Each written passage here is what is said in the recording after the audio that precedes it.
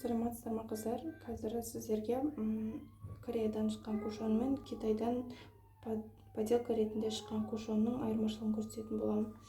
Бұл Кореядан шығатын кушонның бір түрі, бірнеше кушондар шығады негізінде. 21 тон, светлый тон, Миша компаниясынікі. Және бір кушонның ішінде от машин осветляющий и от загара эффект бар. Бұл кожадан матовый болып тұрады бұл кушон. Қазір жағып көрсететін боламын. И вот увлажняющий эффект береді.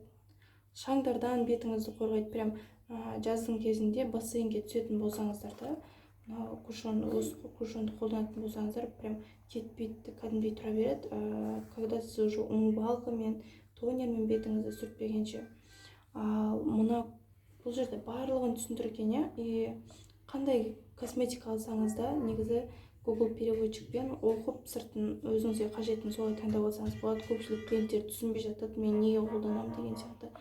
Қалай қолданамын түсіндіріп беріңізші деген кезде Google переводчикпен орысшасын алып түсініп алуға болады. Ал екінші кушон, вот Китайдан шығатын кушон, бұда ешқандай түсіндірме жоқ, бәрін китайский етіп жазып берген. И еще мына жерде английский, только ингредиенттерін ғана жазған, құрамында не заттары бар болды. Вот еще бұл запаскасымен жүреді. Тоже светлый тон, средний тон болып бөлінеді. 21 тон, 23 тон.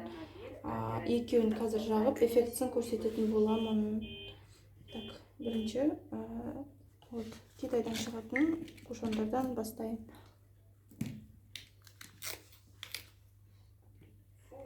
Вот міне.